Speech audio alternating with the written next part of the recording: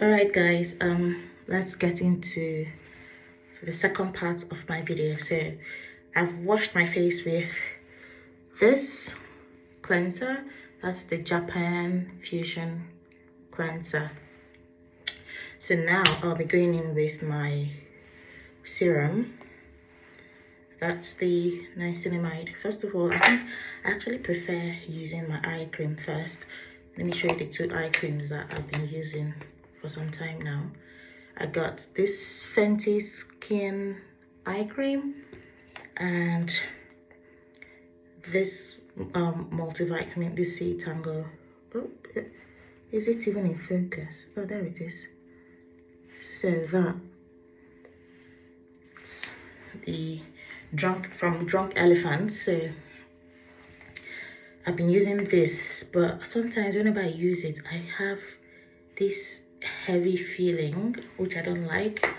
So yeah, so I've not used it in a while.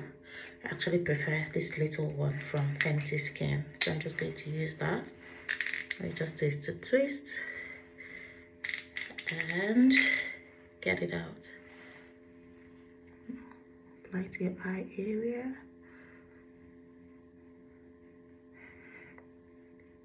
Do you know, this reduces puffiness in your eyes dramatically.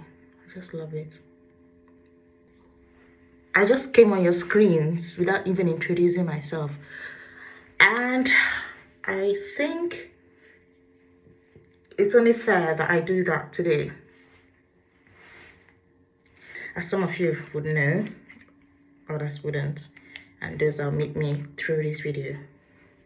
My name is Goodness. A wife. Ooh, yeah, I rubbed a little bit too much and some of it got into my eye, but it's okay.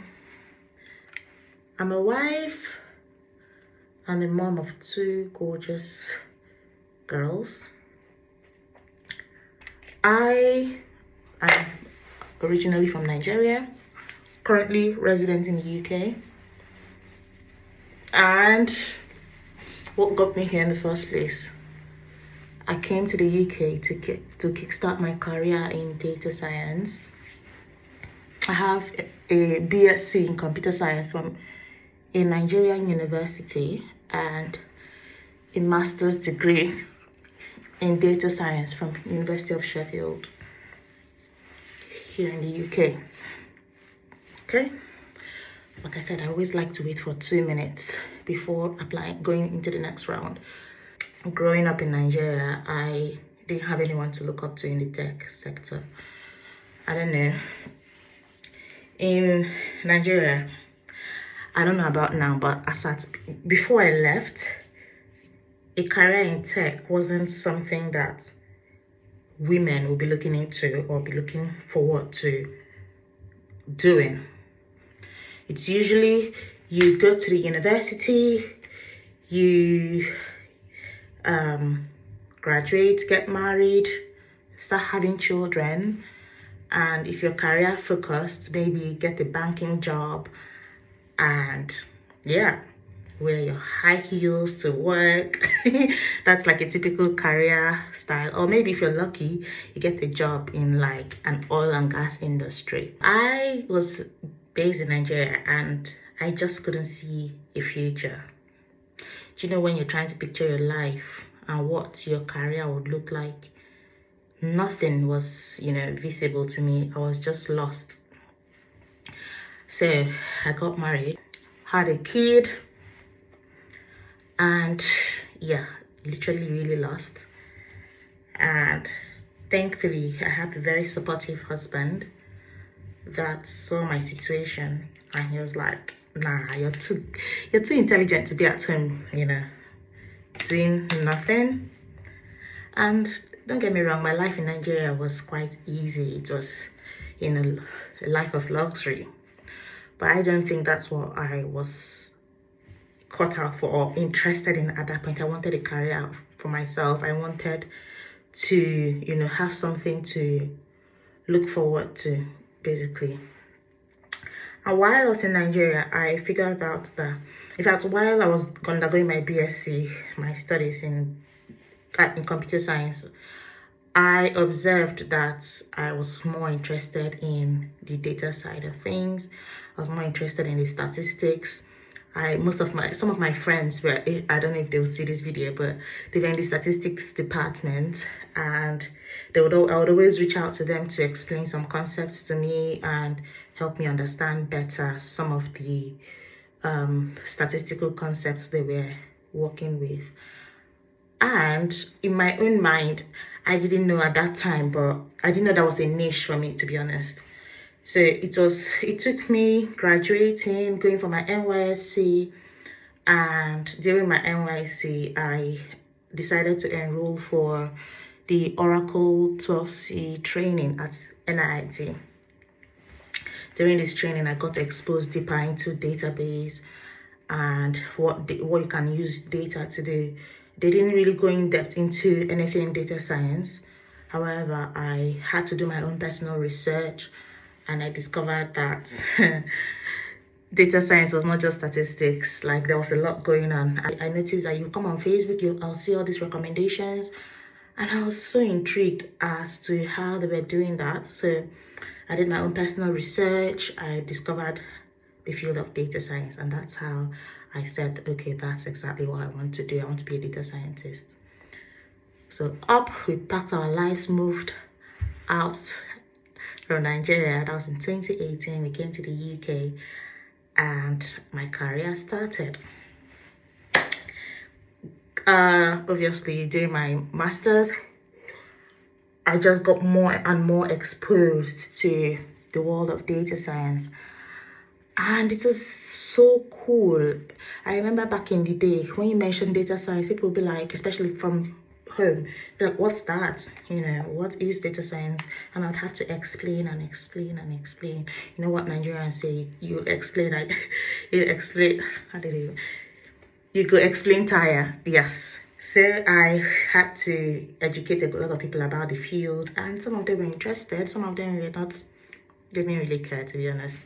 Anyway, so let me just take this out, because I got into data science, and I thought, okay, I've gone to this really prestigious university in the UK. It's going to be easy for me to get a job as a data scientist. And then trouble came. I applied to so many organizations, even way before my graduation, and I just kept getting all this, sorry, unfortunately will not be able to proceed with the application. We're looking for people that are residents in the UK, that have permanent stay and whatnot. Okay, fair enough. That's not all fine and good. However, how do you explain that you are getting opportunity, you're not getting opportunities, but there are some people that are getting the same opportunities and are getting sponsorship? I didn't understand it. But I just saw that, okay, my career path is going to be way different from that of my friends. I would be on LinkedIn, I'll see all my friends getting all these really cool jobs, top positions, and got to a point I was quite depressed. Sorry, I'm looking for my, yes, I'm going to be trying on this moisture cream. Yeah, Happy Face moisture cream. So I'm going to be trying that out today. So I was getting really depressed by my situation. I was not getting any offers. So I decided to take a step back from, sending out applications. I just decided to study the terrain. I reached out to some of my friends that already got jobs, and they explained to me a couple of things, and I took that on really quickly, and it really helped. So I think I'm going to do a more in-depth video and discussion on this topic. But yeah, it took others maybe a couple of months after graduation to land their dream jobs in data science. It took me longer than that to even land a job in the tech sector. So yeah, I'll go in depth into that much later. But yeah, this is the face cream, and it looks really good. It feels good on my face. So I can't tell what it does right now until I've used it for about 2 weeks. So I'll come back with a feedback on that. And yeah, let's just end this conversation here. Until the next video, I'll talk about my career journey. And if you're looking to get into a career in tech here in the UK, just let me know in the comment section what you want to know, what you want to find out, and I'll give you all the information that I have. But yeah, so currently I'm working as a ServiceNow developer. And you might wonder what ServiceNow is, but it's an application platform as a software. APaaS, that's what it's called, application platform as a software. So basically it's a service management platform, and what we do is to configure the platform to be fit for use for the clients. So the platform, this is where a lot of things can be done with this platform. You can raise your change requests, incident management, problem management, what else? So it's just a platform for ITSM and CSM operations. I know that's a lot of jargons to some of you that don't know what I'm talking about, but one of these days I'll make it an in-depth video and talk about that. But yeah, so since breaking into my tech career, I've been using my voice to speak on issues that I'm passionate about, and some of them has to do with the issue of women in technology, and more specifically the challenges women face, especially women from minority ethnicities, the challenges we face in securing a role in the tech sector. Don't get me wrong, there's a lot of opportunity in tech. It's just that sometimes those opportunities are a bit difficult for us to break into for so many reasons, and the essence of using my voice is to break some of those barriers and make way for others. Since getting into the tech sector, I've been very proactively, attending events where I've been invited to speak and talk about my journey, to encourage anyone that is looking to get into tech, especially the younger girls and students, teenagers, just to encourage them and let them know that this is something they can do. Some of the kids here, especially those of them in the secondary schools, high schools, and college, it's just ridiculous that in a very developed country like this one, where I am in the UK, you still see things like, you still have the issue of, ladies or young girls not having interest in a tech career. Why is it so? So these are the things that I talk about, I speak on, and also encourage them. One of the I just kind of tend to demystify, a career in tech, what it looks like, and help them understand that this is something they can easily do. And one of the things that really gets me excited is when I talk to my friends, the younger ones, and they're excited to pursue a career in tech. It gives me pleasure, it gives me joy, to see them evolve from the traditional ideologies of what a kind of career a lady should do. And then there's this stuff that I started hearing, it's okay you can come into a career in tech, you can have a career in tech, but you don't necessarily have to be technical. Why not? You see that part? That's the part that gets me upset. You can't tell me, oh, come into a career in tech, it's okay, you don't have to be technical. I mean, you're a lady. What? It's like oh my gosh, I mean, that's a lot to talk about. But yeah, if you decide that you want to be technical, please, by all means, be technical. And if you decide that you're not into technical roles, let that be your choice. Don't let the society decide that for you, right? So yeah, we'll talk about this much later, but for now, here, let me just finish dressing up and go about my business. Now, polling time. for those of you that work at home, work from home just like me, right?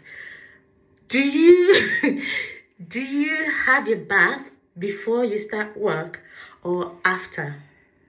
That's a question, and I need to hear your answers in the comment section below. So thanks for watching, and I'll see you in my next video. By the way, just let me know what topics you would want me to touch on, and I'll make out time to produce some of this stuff for you guys. But for now, I'll be leaving you guys. Thank you so much for watching, and have a lovely rest of your day. Have a lovely day ahead of you, or night ahead of you, depending on where you're watching from. Yeah. God bless you. Bye.